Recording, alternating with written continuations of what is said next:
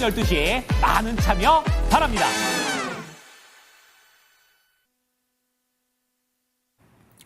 네, 당신의 초이스 유창호입니다. 사전투표일 첫날이었죠. 오늘 정치권에서 나오는 코스피 5000이라는 구와 함께 오늘 증시는 정말 눈부신 상승을 보여줬습니다. 오늘장 앵커의 한마디 이렇게 정리를 해볼 수가 있겠습니다. 자, 코스피 9개월 만에 2700선 돌파 이렇게 잡아봤습니다. 미국의 관세 우려감에 좀 제동이 걸렸고요. 미국에서 불어오는 엔비디아 이 반도체 훈풍도 받고 있고 게다가 이 새 정부에 대한 기대감도 한데 붙어 있죠. 이렇게 되면서 코스피가 무려 9개월 만에 2700선이라는 반가운 고지를 밟게 됐습니다. 증권, 또 지주사, 그리고 이 정치 테마 관련된 종목들이 특히 무서운 상승세를 보여줬죠. 자, 이런 가운데 이제 또 우리는 어떤 종목을 바라봐야 할지, 그리고 내 종목은 어떻게 대처하면 좋을지 구체적인 종목들을 살펴보고요. 시장 흐름도 함께 확인해 보도록 하겠습니다. 당신의 초이스 지금부터 출발하겠습니다. 자, 그럼 먼저 출연자부터 소개를 올리도록 하죠. 자, 글로벌 파트너스의 이성욱 이사, 그리고 해운솔루션의 이정호 팀장과 함께 하겠습니다. 안녕하십니까? 자, 그러면 두 분이 꼽는 시장의 특징주도 살펴보도록 하겠고요. 그리고 추천주까지 살펴보겠습니다. 전문가의 더블 초이스부터 알아보겠습니다. 자, 오늘 두 분이 꼽아주신 특징주와 추천주 이 네 종목을 바로 확인해 볼 텐데요. 자, YG 엔터테인먼트, 두산 에너빌리티, 전진건설로봇, 필옵틱스까지 준비가 되어 있습니다. 엔터주 요즘에 이야기 많이 나오죠. 그리고 정말 강했던 원전주, 그리고 재건이 오랜만에 보이고요. 유리기판, 이번 주 들어서 많이 이야기가 나오는 종목도 올라와 있습니다. 사실 오늘장이 지주사나 증권주 등 이렇게 정치적 영향을 받은 종목군이 유난히 강했었죠. 자, 하지만 이 유리기판, 엔터주 분위기가 계속 좋고요. 최근 도드라졌었던 원전까지도 오늘 또 조용하라 싶다가 강한 분위기를 보여줬습니다. 자, 그럼 이 두 분이 가지고 온 특징주 두 종목부터 알아보도록 하겠습니다. 자, 특징주 두 종목 어떤 분이 어떤 종목을 가지고 왔는지 확인해 보시죠. 네, 자, 이성웅 이사의 특징주는 YG 엔터테인먼트고요. 이정호 팀장의 특징주 두산 에너빌리티입니다. 자, 그러면 먼저 YG 엔터부터 보겠습니다. 자, 이사님, 이 신고가를 기록하고 있는 종목인데 엔터주 포착해 주신 이유는요? 여기에서 주식 비중은 늘릴 수 있다라는 생각이고 그러면 지금 시장이 말하는 것에 초점을 맞췄어요. 지주사가 강한 면, 그다음에 여기에서 엔터주 같은 경우도 종목별로 번갈아 가면서 신고가가 나타난다라는 건 이게 시장 속에서 유동성이 좀 증가하고 있다라고 해석을 할 수 있고 그중에서 실적에 대해서 연속성이 있는 쪽에 초점을 맞췄습니다. 신고가에 대한 당위성이 있는 거죠. YG 엔터 같은 경우는 1분기 실적이 예상보다 좋았어요. 그러면 이게 만약에 1분기가 피크고 2분기, 3분기, 4분기로 갈수록 빠지거나 평이하면 주가 같은 경우는 크게 오르지는 못하겠죠. 그런데 상저하고의 실적 흐름이 예상이 됩니다. 그러면 올해 나올 수 있는 영업이익이 한 600억에서 700억 수준. 지금 거래되는 시가총액은 한 1조 5천억 원 수준이거든요. 한 600억에서 700억 정도를 엔터주가 받는 밸류를 대입을 해보면 시가총액 1조 8천억, 2조 이 정도까지도 상승할 수 있는 여력이 존재합니다. 그렇다 보니 우리가 바라볼 거는 신고가에 도달했음에도 불구하고 기본적으로 20, 30%의 상승 여력이 있는 종목 같은 경우는 접근이 가능함을 열어두고요. 그다음에 기술적인 흐름을 보더라도 이게 단기평을 타고 가는 추세 상승의 기술적 흐름이 나타나고 있어요. 그러면 이게 기술적으로 단기평에 수렴하는 주가 조정이 나타났을 때는 충분히 매수를 할 만하다라는 말씀을 드릴 수가 있겠습니다. 하반기의 핵심은 블랙핑크 콘서트, 그다음에 베이비몬스터의 본격적인 활동이고 그다음에 아직 실적에 포함되지는 않았지만 빅뱅 같은 경우의 활동도 가능하다는 점에서 YG 엔터 같은 경우를 조금 더 무게를 두고 살펴봐도 됨을 말씀을 드립니다. 네, 그리고 이거는 덧붙여서 좀 질문을 드릴 텐데, 이 채팅창에 세이브 데이터님께서 하이브 의견 좀 듣고 싶은데 이런 말씀 해주셨거든요. 사실 엔터주들이 신고가 쓰는 종목들이 굉장히 많습니다.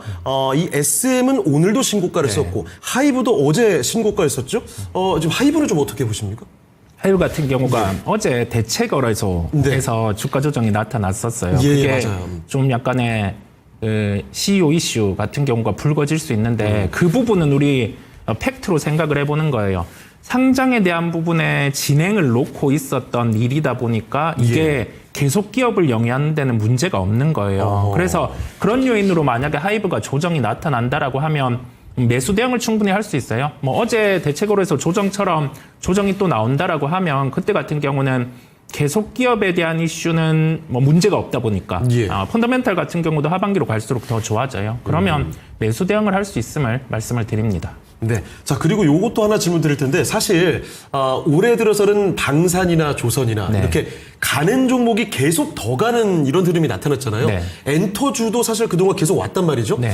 이 방산과 조선 같이 가는 종목이 계속 더 가는 종목, 엔터도 포함되는 겁니까? 엔터도 포함이 되고요. 이게 그 공통적으로 보면 상반기보다 하반기 실적이 좋아지고 그다음에 시장에서 아직 뭐 뚜렷하게 반응은 안 됐지만 최종적으로 대선이 이제 당선인이 확정이 된다라고 하면 그때는 뭐 어떤 당선인이 될진 모르겠으나 만약에 친중 형태의 당선인이 된다라고 하면 그때는 엔터주 같은 경우가 뭐 지금 막혀 있는 중국 비즈니스 같은 경우가 열릴 수가 있어요. 그러면 밸류에이션을 한번 대입을 해보는 거예요. 중국 로컬 같은 경우에서 콘서트를 열 수 있다라고 하면 현재까지 나왔던 이 글로벌의 밸류에서 50%가 더해지게 돼요. 그러면 상승할 수 있는 여력이 YG엔터는 지금의 실적으로 시가총 1조 8천억, 2조라고 했으면 이제 한 2조 5천억 이 정도까지도 올라갈 수 있는 실적의 여력이 생깁니다. 그래서 엔터주 같은 경우는 기본적인 펀더멘탈도 되지만은 하나의 모멘텀 같은 경우 이 중국이란 게 있다 보니까 지속적으로 살펴봐야 됨을 말씀드립니다. 예. 자, 이렇게 YG엔터 살펴드렸습니다. 바로 이 종목도 어제 신고가를 기록했던 종목입니다. 이 같은 흐름이 앞으로도 엔터주 전반적으로 분풍은 불어올 수 있다는 점을 말씀을 또 해주셨죠. 자, 그러면 이번에는요, 이종호 팀장님. 사실 엔터주도의 흐름도 너무 좋지만 원전주도 정말 좋잖아요. 두산에너빌리티 갖고 오셨는데 이거 좀 자세히 설명해 주세요. 두산에너빌리티 같은 경우 다들 원전만 생각하고 계시는데요. 어떻게 보면 가스 발전 그리고 뭐 풍력 복합적으로 에너지 관련 기업이다라고 보시면 돼요. 그렇죠. 근데 이 기업이 왜 이렇게 유난히 잘 가냐라고 본다면 제일 중요했던 건 실적 모멘텀이 나타났다라고 생각이 드는 게 사우디에서 얼마 전에 3,400억 정도의 수주 모멘텀이 발생을 하면서 그때부터 다시 한번 두산에너빌리티가 시세를 분출하면서 더욱더 올라가고 있다라고 저는 생각이 들고 있고 그런 모습세가 이제 차트상으로도 들어오는데 저는 그게 이제는 당분간 꺾이지 않을 거다라고 생각하는 부분이 커요. 아까도 조선, 방산 가는 종목들이 갔었는데 그게 이제는 원전, 에너지 섹터들로 이제 이동이 되고 있지 않나라고 생각이 들고 있고 그런 이유를 보자라고 본다면 조선과 방산, 어떻게 보면 방산은 실적 모멘트 유럽에서 계속적으로 가고 있었던 모습세 그리고 조선을 따지고 본다면 조선이 왜 이렇게 잘 갔냐라고 본다면 트럼프의 말 한마디였다라고 생각이 드는데 그런 부분이 이제 원전 쪽으로도 이동이 되는 모습세가 뭐냐면은 글로벌적으로도 이제 원전에 대한 불확실성이나 이런 부분이 어느 정도 있었다라고 전 생각이 들었는데 이번 연도 들어와서 그런 부분이 점점 사라지고 있다. 미국에서도 트럼프에서도 이제는 원전이 더욱더 확대한다는 행정성명이나 이런 부분이 얘기가 나오면서 미국에 상장돼 있는 뉴스케일 파워나 이런 종목들도 급등하는 모습도 나왔습니다. 두산에너빌리티도 그거의 흐름을 타서 더욱더 상승 탄력을 받았다라고 생각이 들고 있고 제일 중요한 건 미국뿐만 아니라 유럽적으로도 확산이 되는 부분이 뭐냐면 러시아 우크라이나 전쟁 당시 처음에 우리가 겪었던 부분은 러시아에서 이제 가스관을 잠근다 막는다 이런 얘기가 나오면서 에너지 관련해가지고 계속적으로 불편한 모습세도 많이 나왔었습니다.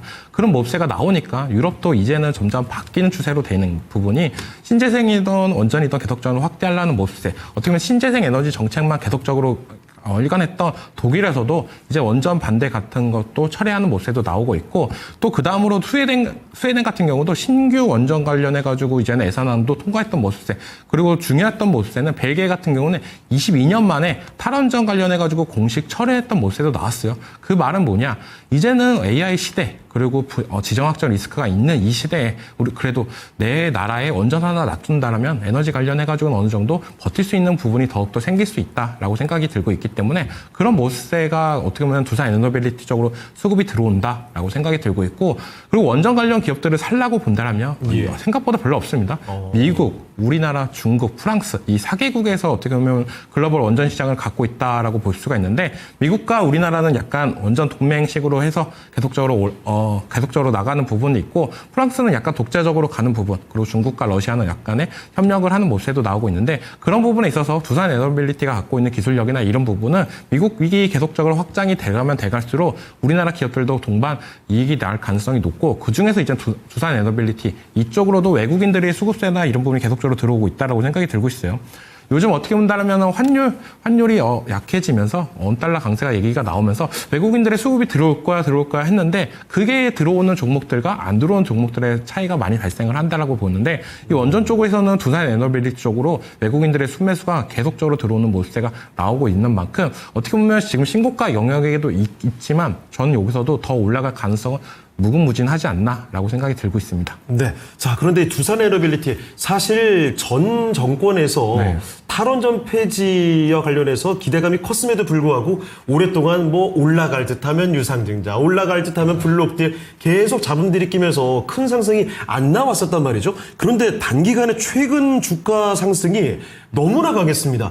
그런데 이거 뭐 크게 쉬는 일 없이 더 갈 수 있다고 보시는 겁니까? 저는 어느 정도 고점에서 쉬면서 가는 게 제일 더 좋다라고 생각이 들고 있어요. 조선 방산 같은 경우도 단기간에 올랐던 부분이 아니라 어떻게 보면 장기적으로 천천히 올랐던 부분도 있었는데 그게 어느 정도 일정한 가격대가 돼야 어떻게 보면 주가도 기간 조정이나 필요할 수 있다라고 생각이 들었는데 두산 에너빌리티 같은 경우는 저는 4만 원 선이 제일 중요하다 하지 않나라고 말씀해드리는 부분이 이 가격대를 지켜준다고 한다면 어느 순간 5만 원, 6만 원까지도 추가적인 상승세가 나올 가능성이 높다라고 생각이 들고 있어요. 지금 단기간에 2만 원대의 주가가 어떻게 보면 4만 원대까지 갑작스럽게 올라갔던 부분이 있기 때문에 어떻게 보면 보유자분들이나 아니면 신규 매수 들어가시려고 하시는 분들은 4만 원을 깨진 다음에 다시 한번 반등이 올 때 그 가격대를 계속적으로 지켜준다고 한다면 조선과 방산처럼 그런 흐름이 나올 가능성이 높다라고 생각이 들고 있고 트럼프가 말 한마디를 했다라고 보면은 긍정적으로 다가오는 모습이 뭐냐 미국과 우리나라의 관세에 관련해가지고 협정이나 이런 부분이 나올 때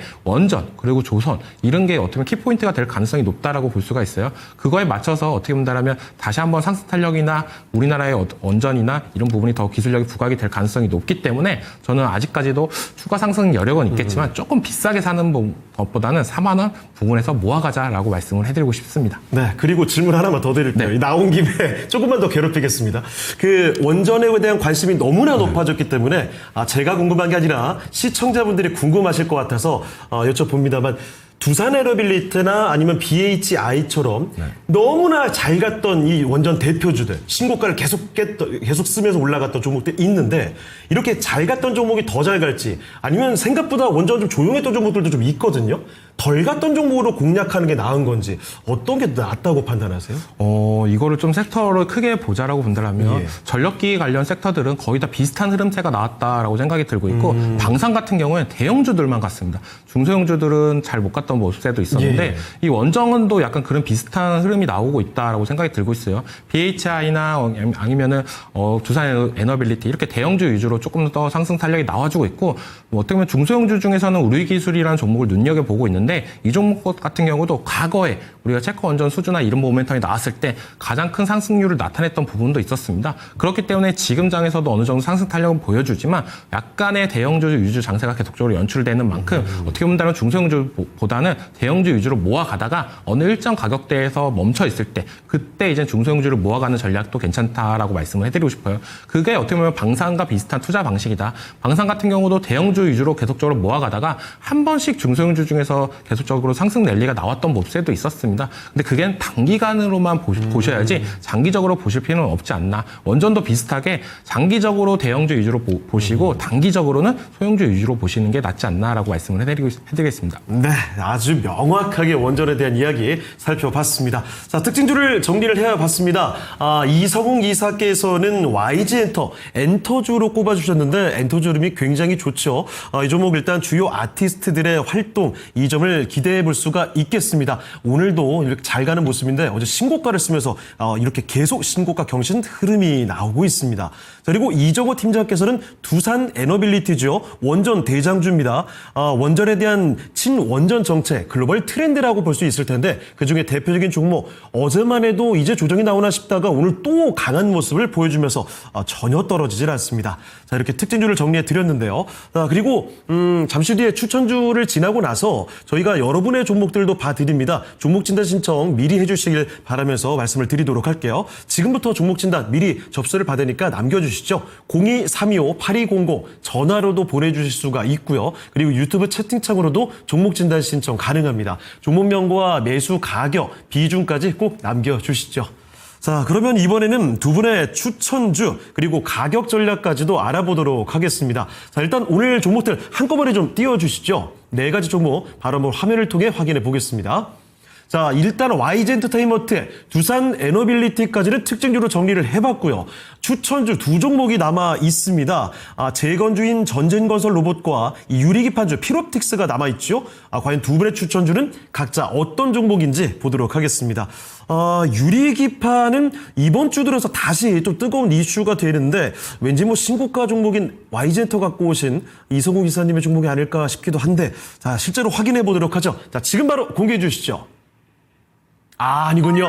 자, 이성호 기사께서는 재건주입니다. 전진건설 로봇을 갖고 오셨고요. 그리고 이정호 팀장께서는 필옵틱스를 가지고 오셨습니다. 자, 그럼 이사님, 재건주로 꼽아주신 이유는 뭘까요? 시장이 좋은 상황 속에서 여기에서 트럼프 정부 같은 경우가 어느 쪽으로 정책을 확대할 수 있는지 그 고민을 해봤어요. 또 상대적으로 종목이 덜 움직이기도 했다 보니까 약간의 긍정적인 요인이 나타나면 주가는 좀 강하게 반등할 수 있다라는 점에서 전진건설 로봇을 말씀드리게 되었고요. 예. 시장에서 재건주로 주목을 합니다. 재건 같은 경우가 진행이 되었을 때 시장 참여자들 같은 경우는 이의 제기를 하는 게 과연 미국 중심의 이 재건이 진행될 때 파병하지 않은 우리나라 같은 경우는 수혜를 가지고 올 수 있지 않냐라는 그런 제기를 하는데 그거는 잘 몰라서 하는 얘기고요. 재건이 진행된다라고 하면 우선은 우리가 기존에 우크라이나, 러시아와 거래한 부분이 있다 보니까 실제 재건 프로젝트는 참여를 할 수 있습니다. 그러면 이게 인프라 쪽 같은 경우는 북미 기업들 중심으로 진행이 될 수 있고 그런데 북미 기업들 중심으로 진행된다 하더라도 이게 재건을 통한 굴삭기단의 수요 회복 이런 게 있다 보니까 인프라 쪽 같은 경우는 동반해서 좋아질 수 있어요. 그다음에 미국이 재건이 필요한 이유는 뭐냐면 지금 계속 우려가 되는 게 인플레이션 요인이 나타났을 때 그때 금리 인하 같은 경우를 한 차례도 못할 수 있다라는 게 시장에서 우려감이 있기는 한데요. 그와 함께 관세가 부과가 되었을 때 GDP가 낮아질 수 있는 요인 그거를 한 방에 마무리할 수 있는 게 수요 중심의 물가 상승 이게 나타나면 모든 걸 불식시킬 수 있다 보니까 재건에 대한 부분을 지금은 진행하려고 하는 상황입니다. 북미 인프라와 관련된 기업들은 굴삭기는 만들기는 하지만 전진건설 로봇이 만드는 제품 같은 경우는 북미 쪽에서는 만들고 있지 않아요. 그만큼 진입장벽 같은 경우가 존재한다라고 할 수가 있고요. 재건 프로젝트가 진행되면 지금 나오는 실적 대비해서 한 2배 강도 정도가 플러스가 될 수 있다 보니까 단순 테마라고 하기보다 이제는 실적까지 더해질 수 있는 그런 구조를 가지고 있음을 말씀을 드립니다. 주가 흐름 같은 경우가 최근에 변동성이 줄어들어 있어요. 변동성이 줄어든 상황 속에서 우리가 특정 가격대에 도달했을 때 좀 모아간다라고 하면은 프로젝트가 진행되었을 때는 주가 반등을 좀 영위할 수 있음을 열어둡니다. 매수가는 현재가가 49,850원 정도로 마감이 되었어요. 오늘의 시가 근처인 48,500원 정도를 매수가로 말씀을 드리고 목표가는 최근에 반등이 나왔던 가격을 1차로 대입을 했습니다. 만약에 재건이 진행된다라고 하면은 지금의 목표가 이상으로도 상승 가능할 수 있음을 열어두고 56,000원을 말씀을 드리고요. 손절가 같은 경우는 추세가 잠시 꺾일 수 있는 가격, 그 가격대 같은 경우를 도달했을 때는 매도했다가 다시 자리를 잡았을 때 볼 수 있음을 말씀드리고 손절가는 43,000원을 말씀을 드립니다. 그렇습니다. 자, 재건주 전진건설로 뭐 살펴드렸습니다. 가격 전략까지 봤는데 요것만 한 가지요. 네. 사실 재건주의 경우에는 그 종전 기대감이 한창 나오다가 또 뭐 안 됐더라. 네. 이런 것들이 사실 여러 번 반복되지 않았습니까? 네. 그래서 심리적으로 투자자분들께서 재건주 또 얘기 나오면 이게 뭐 반응 크게 하겠어? 이런 의구심이 들 법도 한데 이건 뭐 크게 문제 없다고 보십니까? 뭐 충분히 들 수 있는 부분이고요. 기대감이 많이 좀 낮아져 있는 상황이다 보니까 뭐 낮아진 기대감의 주가 수준 때 진입을 했다가 다시 이제 종전과 관련된 부분이 구체화돼서 진행이 되면 그때는 기대감으로도 주가가 올라갈 수 있기 때문에 미리 크게 관심이 없을 때 진입할 수 있음을 말씀드립니다. 네. 자, 전진건설 로봇 이성웅 이사의 추천주 봐드렸고요. 자, 이정우 팀장께서는 이번 주 정말 다시 또 달궈지고 있는 유리기판을 갖고 오셨습니다. 필옵틱스, 가장 뭐 대표적인 종목인데요. 오늘이 어떻게 보면 반도체 날이 될 것 같았는데 안 됐다라고 저는 생각이 들고 있어요. 엔비디아 실적 발표 이후로 그쵸. 어떻게 보면 SK하이닉스랑 삼성전자가 장 초반에 좀 강세를 보이다가 좀 꺾이는 모습도 나왔었는데요.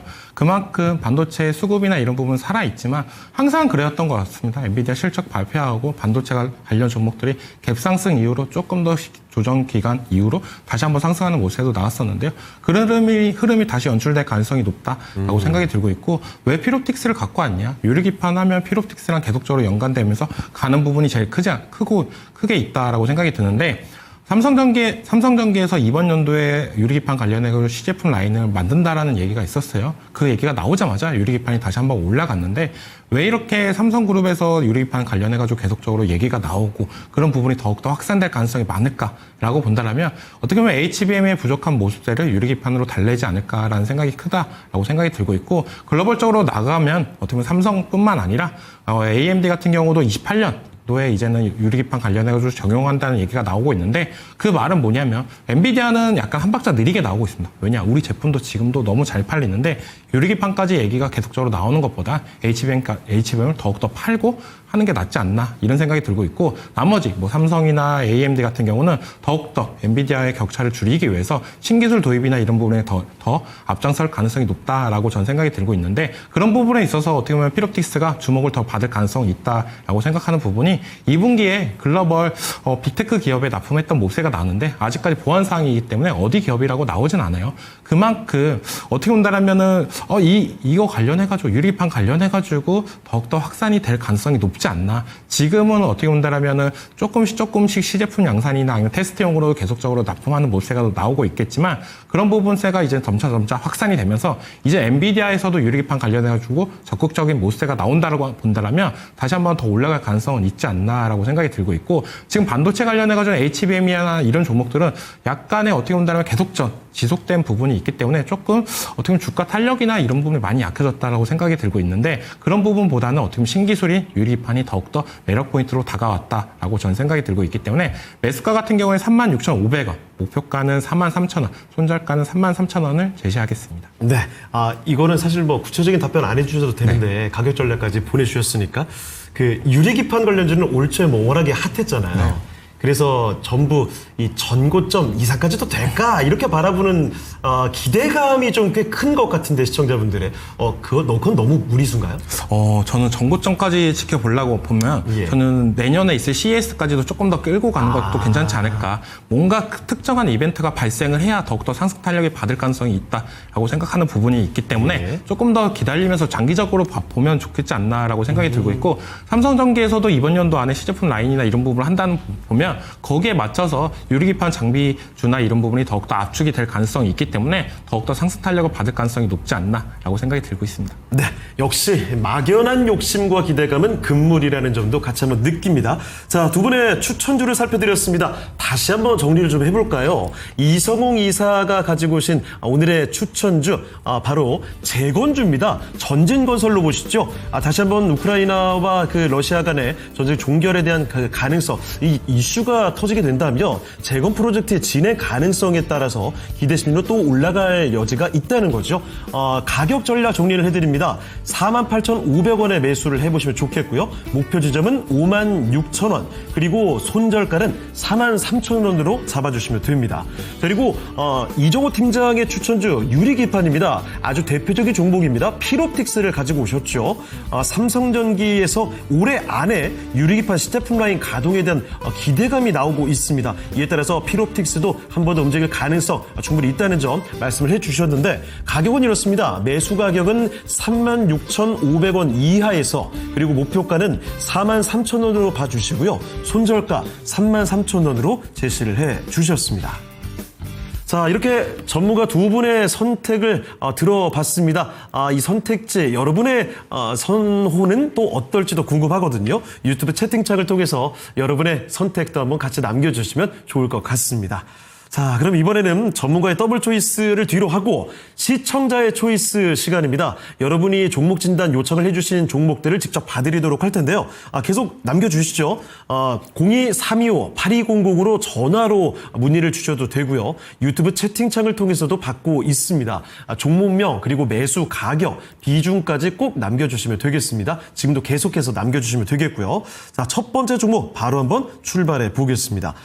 과학님의 종목인데요. 오랜만에 보는 것 같습니다. 신성 델타 테크입니다. 많이들 아시겠지만 그 초전도체 광풍이 불었을 때 가장 대표적인 종목이었죠. 정말 무시무시한 상승이 나왔고 무시무시한 하락도 나왔던 종목입니다.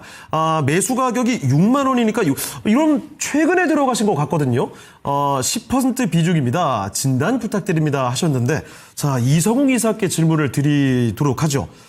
딱 이 매수하신 가격 정도에서 계속 움직이질 않습니다. 요지부동인데요. 과연 초전도체로 들끓었던 신성 델타테크 앞으로는 어떨까요? 이게 주가는 이렇게 빠져 있고 변동성이 줄어들어 있다 보니까 어찌 보면 진입은 할 수 있는데 지금 시장이 좋잖아요. 네. 좋고, 그다음에 주도주 형태 같은 경우도 나와 있고, 거래 대금 같은 경우가 몰리는 쪽 같은 경우를 플레이를 해도 되는데, 이게 그런 쪽이 아니라 재료가 있어서 시세가 났었고, 그다음에 그 재료 같은 경우는 소멸된 상황에서 단지 주가만 빠져 있다라는 점에서 진입을 한 거거든요. 그러면 이거는 수익이 날 수는 있겠지만은 상대적으로 좀 기회비용 같은 경우에 소멸인 면이 있어요. 그래서 수익은 보고 나올 수는 있어요. 이런 식으로 5월 16일? 15일? 이렇게 튀어오르는 흐름이 있을 때 지금 단가도 그렇게 높지 않으시다 보니까 차익 실현은 하고 나올 수 있음을 열어두고요. 다만 변동성이 이렇게 줄었을 때 접근을 할 수 있는데, 지금의 시장 같은 경우는 좀 소외된 종목을 진입을 하기보다 좀 거래 대금이 몰리는 쪽, 그런 쪽을 진입을 하시는 게 낫다 보니까 해당 종목 같은 경우는 시세가 한번 날 때 그때 차익 실현을 해주는 쪽으로 무게를 두고 말씀을 드리고, 그 다음에 우리가 생각해야 될 게 단지 주가만 빠졌다라는 점에서 네. 모멘텀이 없는, 그러니까 다음 재료가 없는 쪽은 진입하기에는 조금 한계가 있어요. 그래서 다음번에는 종목을 택할 때 조금 이 재료의 무게가 있는 쪽에 대한 고민을 하고 택하면 더 좋은 결과가 있을 거라 생각이 듭니다. 네. 여기서 또 한 번 느낍니다. 주가가 많이 빠졌다고 무조건 좋은 게 아닙니다. 그래서 앞으로 올라갈 그 명분과 기대감이 있는 종목으로 가시는 게 더 좋을 것 같다는 점, 한번 주가 반등이 나오게 되면 빠져나오는 게 어떨까 싶네요. 신성 델타 테크였습니다. 자, 그러면 또 두 번째 종목으로 갈 텐데, 후리지안 님이 보내주신 원전 관련된 종목입니다. 우진엔텍, 상대적으로 좀 작은 종목이 나왔죠? 마침 타이밍이 참 좋네요. 이정호 팀장께서 오늘 특징주로 이 두산에너빌리티를 가지고 오셨는데, 우진엔텍, 이건 좀 작은 종목이고, 주가도 최근에 크게 오르지는 못했습니다. 21,900원에 진입을 하셨는데, 그러면 최근에 진입하셨을 가능성이 높을 것 같고요. 15% 비중입니다. 현재는 2만 원이 약간 넘는 주가 수준인데요. 바로 얼마 전까지만 해도 2만 5천 원대까지 있었던 종목입니다. 자, 그러면 우진엔텍, 이것도 어떻게 볼 수 있을지. 자, 우진혜택 어떻습니까? 우진혜택 같은 경우도 아까도 얘기했다시피 원전 관련해가지고는 지금 대형주 위주로 장세가 나오고 있다라고 생각이 들고 있어요. 왜냐하면 어떻게 보면 글로벌적으로 수주를 받아도 대형주에서 받은 다음에 그 부분이 이제 중소형주로 확산될 가능성이 높다라고 생각이 드는 부분이 어떻게 보면 시장에서 수급 논리로 어떻게 보면 대형주 위주로 오고 있지 않나라고 생각이 들고 있고, 우진혜택 같은 경우도 어떻게 보면 계측 설비 그리고 정비 서비스 뭐 이런 부분에서 계속적으로 매출이나 이런 부분이 발생을 하는데, 생각보다 주가 탄력이나 이런 부분이 과거에 비해서는 되게 약한 모습세가 나오고 있습니다. 과거에 봤을 때는 주가가 한번 올라갈 때는 급상승했던 모습세도 나왔었는데요. 그 이유를 보자라고 한다면 과거에 신규 상장한 지 얼마 안 됐기 때문에 어떻게 보면 매물대나 이런 부분이 없기 때문에 더욱더 잘 올라가지 않았나라고 생각이 드는데, 큰 폭으로 실적 저하나 이런 부분은 큰 폭으로 하락하고 나서 지금은 어떻게 보면 박스권 행보로 계속적으로 이루어지고 있다라고 생각이 들고 있어요. 이번에 어떻게 보면 고점에서도 조정이 맞았던 부분을 본다라고 본다면 지금 자리에서도 계속적인 박스권 흐름세가 나와주고 있는데, 이 흐름세를 먼저 깨주는 게 제일 먼저지 않나라고 생각이 들고 있어요. 그 말은 다시 한번 시간이 좀 걸린다라고 본다면 25,000원까지는 다시 한번 올라갈 가능성은 있겠지만, 그 말은 다른 원전 관련주들이 더 올라가줄 때 우진혜택 같은 경우는 시세나 이런 부분이 더 약하게 올라갈 가능성이 있기 때문에 재미없게 흘러갈 가능성이 있다. 그렇기 때문에 저라면은 어떻게 보면 지금 비중을 조금 덜어내시고 다른 대형주 위주로 좀 들어가시는 것도 괜찮지 않을까라고 말씀을 해드리는데, BHI 같은 경우는 이 종목 같은 경우는 어떻게 보면 대주주 지분 매도나 이런 부분이 얘기가 나오면서 주가가 좀 세게 조정이 됐다라고 생각이 들고 있어요.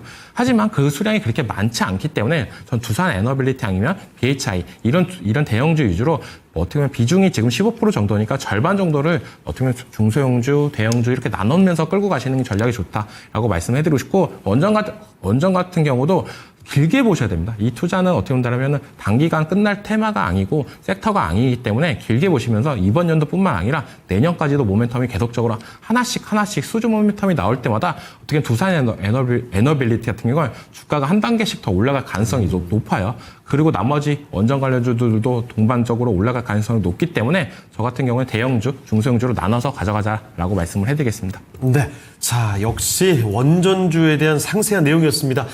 이 국제까지 무게감이 있는 종목, 큰 종목들로 비중을 어느 정도 분산해서 가져가시는 것도 한 가지 전략이 되겠습니다. 우진엔텍 후리지아님의 종목이었고요. 자, 다음 종목 바로 또 가볼까요? 이번에는 좋은 날님이 신청해 주신 종목입니다. 안녕하세요. 호텔 신라입니다. 81,100원, 비중은 10%를 보유 중입니다. 이 81,100원이면은 매수하신 지가 굉장히 오래된 것 같은데요. 40% 손실 중인데 어떻게 대응해야 할지 모르겠어요. 추가 매수 가능한지 손실을 최소화해서 빠져나오고 싶어요. 도와주세요. 자, 이성우 기사님, 호텔 신라입니다. 8만 원에 매수하셨는데 이거 얼마 전에 35,000원대까지 갔었거든요. 물론 지금 올라오는 속도가 빠릅니다만 8만 원 이거 어떻게 해야 하죠?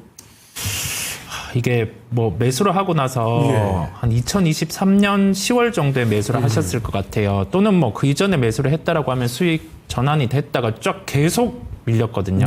그러면 하나 생각을 하셔야 될 게, 주가가 원하는 방향대로 안 갈 때, 이게 추세 흐름이 있다가 반대의 추세 흐름, 하락 추세 흐름으로 갈 때는 관리를 해 주셔야 돼요. 관리라고 하면 뭐 손절, 그다음에 비중 축소 이런 게 필요했고, 그걸 못하고 주가는 빠져서 어떻게 해야 될지 모르는 상황이거든요. 그러면 우리 생각을 해봅니다.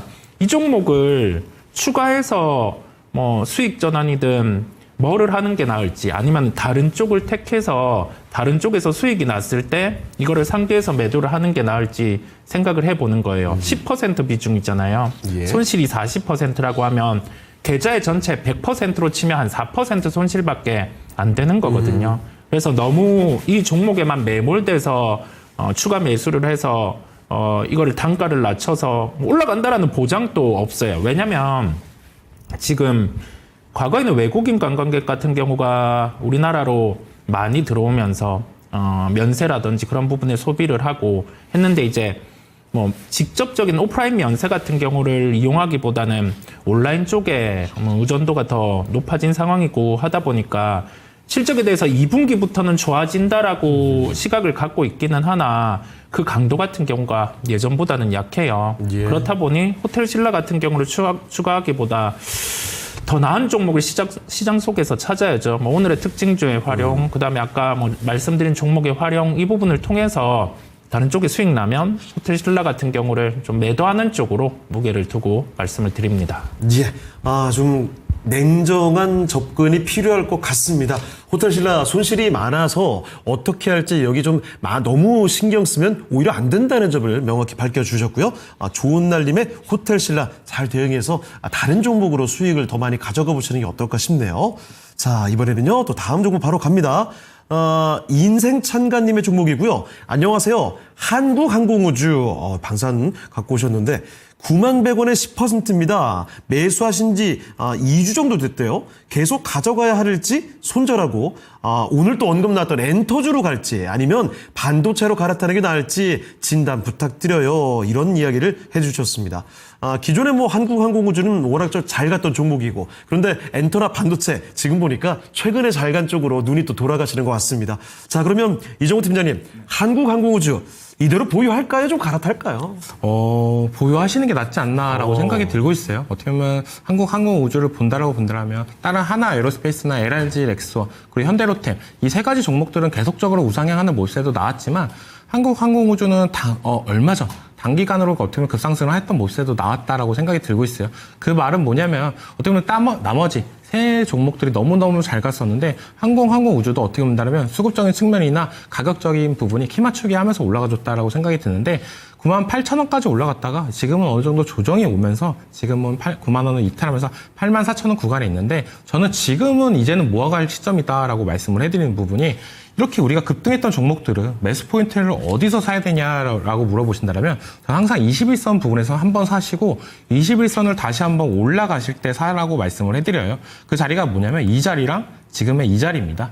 이 두 자리의 키포인트인데 이때 사시면은 그래도 어느 정도 내평단가가 그렇게 높진 않을 거다라고 말씀을 해드리는 부분도 있고 지금 자리도 어떻게 보면 21선 이탈해서 조금 힘든 구간이다. 여기서 더 떨어지면은 이제는 7만 원대까지 가는 거 아니야? 이렇게 불안 심리도 있겠지만 나머지 방산 관련 종목들을 보자라고 보면은 하나에어로스페이스, LRG 넥슨, 현대로템 이 종목들은 다 거의 신고가 영역에 있는 모습도 나오고 있습니다. 그렇다라고 본다면 한국항공우주 같은 경우도 지금 많이 조정이 크게 들어왔나? 라고 본다면 고점 대비 14%밖에 하락이 안 된 모습도 있기 때문에 저는 지금 자리에서 파시는 것보다는 팔고 엔터나 반도체에 들어가서 수익이 나면 좋겠지만 거기서 더 손실이 커지는 것보다는 방산주 어차피 비중 지금 10%밖에 안 들어가신 부분이 있기 때문에 저는 계속적으로 들고 가셔도 괜찮지 않을까.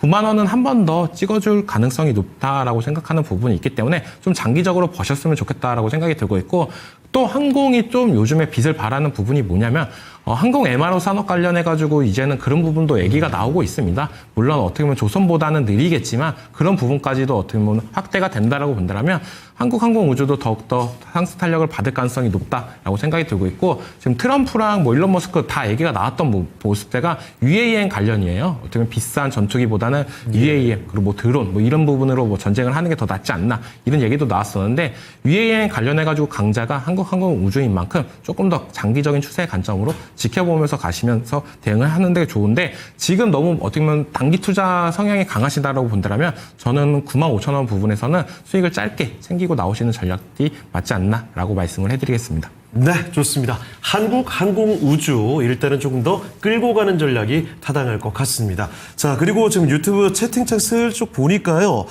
이거 제 얘기가 좀 많이 나오는 것 같습니다. 이거 잘 보고 있는데 이제 부끄러워집니다. 여러분, 종목 진단이 더 중요합니다. 종목 진단 신청이 지금 좀 뜸해졌어요. 02-325-8200으로 전화 주셔도 되고요. 그리고 유튜브 채팅창을 통해서도 종목명, 매수가, 비중 남겨주시면 됩니다. 여러분의 다양한 궁금증 지금 바로 보내주시기 바랍니다. 자, 그러면 또 다음 종목을 가도록 할 텐데 이번에는 주한야민님의 종목입니다. 대덕전자 기판 관련 종목으로 가보죠. 15,100원에 5%. 이 비중도 그렇고 가격을 보니까 이것도 최근에 진입을 하신 모양입니다. 대덕전자 정말 화려했던 시절이 있었는데 어느새 주가가 이렇게 많이 빠졌습니다. 이사님, 대덕전자는 어떻게 할까요? 기판주들 같은 경우가 바라볼 때 시장에서는 반도체 쪽 같은 경우도 지금 디램이나 낸드 우리가 일반적으로 봐왔던 그런 쪽보다는 HBM 쪽 같은 경우가 핵심이죠. 그렇다 보니까 반도체주가 움직일 때도 엔비디아가 강하면 아니면 엔비디아 실적 같은 경우가 발표가 되고 나면 HBM 관련된 장비주 이쪽이 더 강해요. 그러면 기판 쪽 같은 경우도 이 HBM 데이터 센터 이쪽과 연결된 종목이 강해요. 그래서 이수페타시스가 시장의 중심이었고 나머지 기판주들 같은 경우는 메모리 쪽이 좋아져야 실적이 나아지는 구조고, 그다음에 기판주를 접근할 때 하나의 방법은 분기 실적이 나올 때 보통은 영업이익률이 한 자리거든요. 근데 딱 두 자리로 되는 그 분기가 연속되면 그때부터 주가는 달라져요. 그래서 실적을 확인하고도 접근해도 된다라는 말씀을 드리고, 다만 대덕전자 같은 경우는 포인트가 그 이수페타시스가 하는 사업인 그 고다역폭 기판 같은 경우를 이제 시작을 했어요. 그렇다 보니까 우리가 관찰할 때, 새 비즈니스를 시작했으니 실적이 좋아질 거고, 그러면 매수를 한다. 이것보다 분기 실적이 평소보다 달라질 때, 그 실적이 확인이 되면 이제 고다역폭 메모리가 고객사로 나가기 시작을 했구나라는 점이거든요. 그때 좀 강하게 매수할 수 있으면 열어도요. 매수는 잘 하셨어요. 그런데 이걸 뭐 여기에서 장투로 간다? 라는 개념은 잘 모르겠고, 우선은 트레이딩 관점, 뭐 여기에서 한 2만 원대 반등 나오면 뭐 차익 실현해 줄 수 있고, 그 부분을 열고 말씀을 드립니다. 네, 그렇습니다.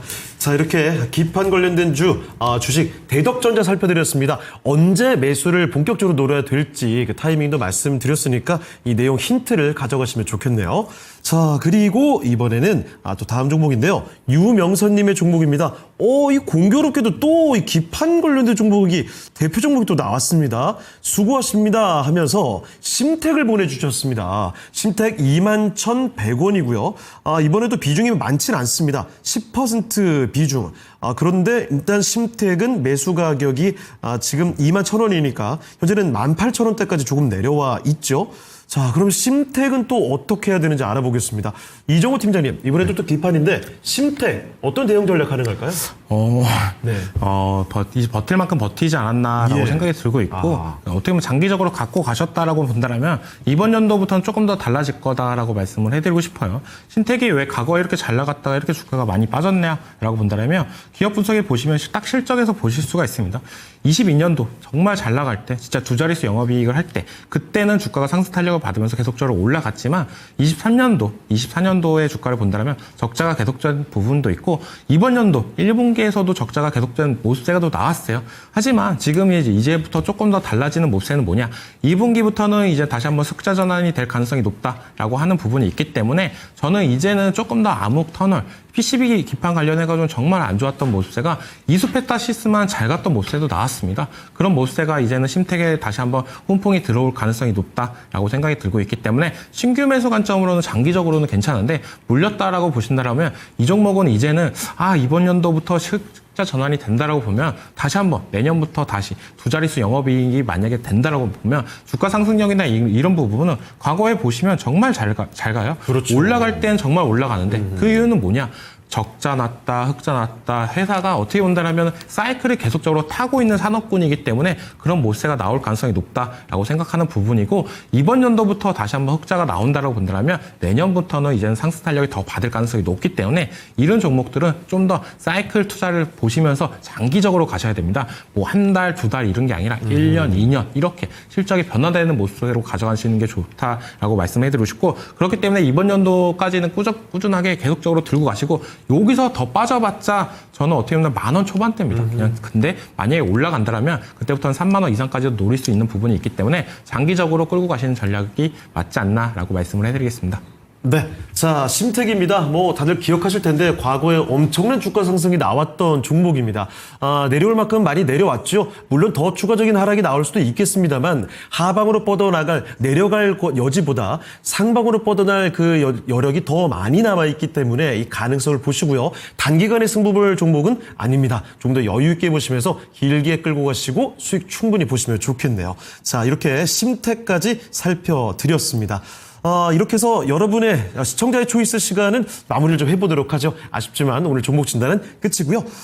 이번에는 증권통 AI 뉴스를 모아서 정리를 해보도록 하겠습니다. 박예지 캐스터와 함께하겠습니다. 나와주시죠. 증권통 AI가 선정한 오늘의 뉴스입니다. 세계적인 투자은행 JP모건이 관세 리스크에 따른 경기 침체 가능성을 경고했습니다. 엔비디아가 대중국 수출 규제에도 불구하고 양호한 실적을 달성했습니다. 사전투표 첫날인 오늘 이재명 후보가 코스피 5,000 시대를 실현하겠다고 호소했습니다. 대선을 앞두고 정책 수혜 기대감에 지주사주가 잇따라 신고가를 경신했습니다. 먼저 첫 번째 뉴스입니다. JP모건이 트럼프발 관세 리스크를 시장이 가볍게 보고 있다며 경기 침체 가능성을 경고했는데요. 현재 전 세계 경제에서 가장 큰 리스크는 지금 수준보다 관세가 더 높아질 가능성을 시장이 인식하지 못할 수 있는 점이라고 시사했습니다. 그러면서 미국의 실질 관세율을 13%에서 14% 수준으로 추정하며 향후 상승 위험이 있다고도 덧붙였습니다. 또한 경기 침체 우려에 더해서 트럼프 미국 대통령의 감세 드라이브와 미국의 재정 적자 확대에 따라 국채를 비롯한 전 세계 자산시장 변동성이 당분간 이어질 수 있다는 관측도 제시했습니다. 다만 한국은 다른 아시아 국가들에 비해서 재정정책 측면에서 많은 작업을 진행하고 있다며 건설 경기 반등과 하반기 점진적인 회복에 따라서 조금 더 안정화가 이루어질 수 있다고 평가했습니다. 이어서 다음 뉴스입니다. 엔비디아가 이번 1분기 실적 발표에서 440억 6천만 달러의 매출과 0.96달러의 주당 순이익을 기록했다고 밝혔습니다. 이는 시장 전망치를 상회한 수준인데요. 특히 AI 칩과 관련 부품을 포함하는 데이터 센터 부문 매출이 391억 달러를 기록하며 전체 매출의 88%를 차지했습니다. 또한 젠슨왕 CEO는 성명을 통해 엔비디아의 AI 인프라에 대한 글로벌 수요는 여전히 매우 강력하다고 강조했습니다. 이러한 엔비디아의 호실적에 국내 반도체주의 투자 심리도 개선됐습니다. 대표적으로 SK하이닉스가 1.92% 상승하면서 21만 닉스를 회복했습니다.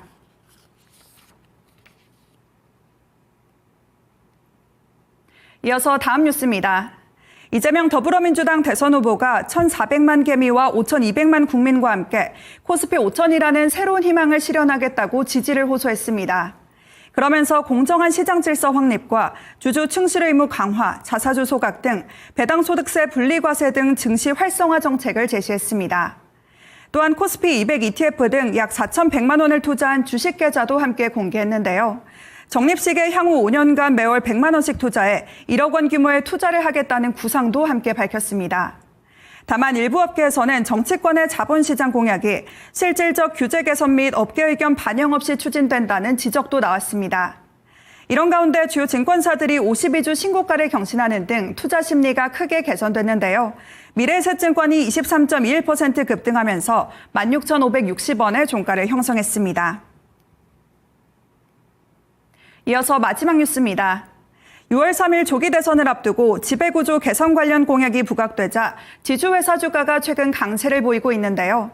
차기 정부의 국내 증시 부양 과정에서 대표적인 저PBR 섹터인 지주사에 대해 수혜 기대감이 반영된 것으로 풀이됩니다. 최관순 SK증권 연구원은 국내 일반 지주회사 99곳의 합산 시가총액이 연초 대비 17.1% 상승하면서 같은 기간 코스피 상승률 11.3%를 초과했다고 밝혔습니다. 앞으로도 정책적 할인 요인 축소와 주주 환원 확대 전망 등 밸류에이션이 개선될 것으로 기대되는 가운데 주요 지주사 주가가 신고가 랠리를 펼쳤습니다. HS 효성이 개장 직후 상한가를 기록하면서 52,700원에 마감했고 이 밖에는 코오롱이 17.78%, 하나도 10.2% 등 동반 상승했습니다. 이렇게 오늘의 주요 증시 전해드렸습니다. 이 밖에 오늘의 테마주와 종목 한 줄 브리핑까지 알고 싶다면 증권통 모바일 앱에서 확인해 볼 수 있습니다. 지금까지 토마토 AI 증권통 뉴스 전해드렸습니다. 네, 이렇게 증권통 AI 뉴스 박예지 캐스터와 함께 정리를 해봤습니다. 자, 그러면 지금부터는요, 내일장 초이스의 시장 전략으로 넘어가 보죠. 이성우 이사님, 내일장 초이스 어떻습니까? 시장이 대선 종국에 네. 돌입한 상황이에요. 거래대금 상위를 보더라도 뭐 지주사들, 증권주들, 그렇죠. 뭐 시장이 뭐 유동성이 유리하게, 그다음에 뭐 시가총액 상위인 반도체가 그렇게 강하지 않더라도 지수가 2,700 정도까지 올라온 모습이에요. 보통 이게 대선에 대해서 진행이 되고 새로운 정부가 들어섰을 때는 뭐 증시 부양책 같은 경우를 진행을 할 수 있고, 그다음에 경기 부양 같은 경우도 동시에 진행할 수 있음에 따라서 시장은 좀 더 강할 수 있음을 열어두고 개별주 강세가 지속되고 있는 상황이에요. 시장은 긍정으로 봅니다. 그렇다 보니까 뭐 여기에서 종목이 올라갔고 지수가 좀 올라갔다라고 해서 차익 실현을 하기보다 주식 비중을 높게 유지를 하면서 이 추세 같은 경우를 누려가는 대응 부분을 열어둡니다. 네, 알겠습니다. 자, 사전투표 오늘 첫날이고 내일까지 또 이어집니다. 다음 주에는 대선이 있을 예정인데 대선 전국에 들어왔고 앞으로 주식시장의 기대감을 키울 만한 요인들이 점점 많아진다는 거죠. 자, 그래서 이성웅 이사의 의견은 높은 주식 비중을 유지할 수 있겠다라는 점을 분명히 세워주셨습니다. 자, 그럼 이번에는 이정호 팀장의 내일장 초이스 이야기도 한번 들어볼게요. 자, 팀장님은 내일장 초이스 좀 어떻게 전략 보십니까? 내일장 같은 경우에는 뭐 굵직한 이슈들이 많이 있지만 그중에서 제가 조금 섹터적으로 본다라고 보면 지금 요즘에 원전이 너무 핫하게 올라가고 있지 않나라고 생각이 들고 있어요. 신재생 에너지 관련해가지고 에너지 순환매가 좀 이뤄질 수 있나 그런 부분을 조금 체크해 볼 필요는 있다라고 생각이 들고 있고 오늘장 같은 경우에 CS 윈드가 풍력으로 어떻게 보면 더욱더 상승세가 나와줬다라고 생각이 드는데 태양광도 어떻게 보면 많이 올라줬다가 어떻게 보면 IRA 법안이나 이슈로 인해서 조금 더 조정이 들어왔지만 다시 한번 재차 올라가는지 이 원전의 순환매가 계속적으로 에너지 순환매로 이루어질지 이런 부분을 좀 체크해 볼 필요는 있다라고 말씀을 해드리고 싶고 MSCI 관련해가지고 이제 편출 뭐 얘기가 계속적으로 나오고 있는데 편입되는 종목들 뭐 삼양식품이나 하나시스템 다 고점에 있는 종목들인데 과거의 데이터를 본다라고 보면 고점에서 MSCI 편입이 되고 나서 더욱더 올라갈 수 있는 부분도 있었기 때문에 리밸런싱 될 때 이때 여기서 들어가야 될지 말아야 될지 한 차례 더 단기적으로 또 수익 날 구간도 있다라고 생각이 들고 있기 때문에 편입되어 있는 종목들은 조금 더 집중적으로 봤으면 좋겠다라고 말씀해드리고 싶고 미국 종양학회 아스코가 이제는 개최가 되는데요. 그거에 따라서 이제는 뉴스에 따라서 제약바이오가 시세가 분출되는 종목들이 나올 가능성이 높기 때문에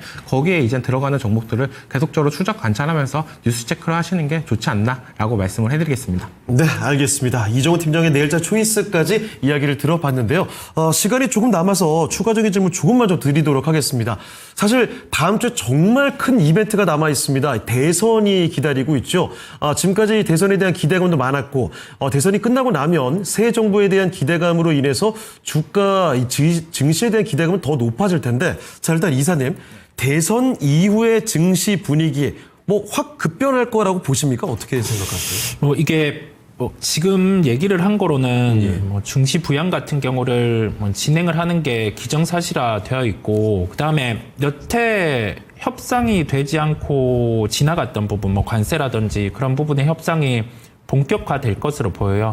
그랬을 때 인도 같은 경우가 미국이랑 관세 협상을 하고 지수가 강한 면이 나타났었어요. 예. 우리나라도 미국과 협업할 수 있는 사업 구조도 있다 보니까 관세에 대해서는 좀 합의가 된다라고 하면 상대적으로 신흥국 중에서 지수가 좀 더 강할 수 있음을 열어둡니다.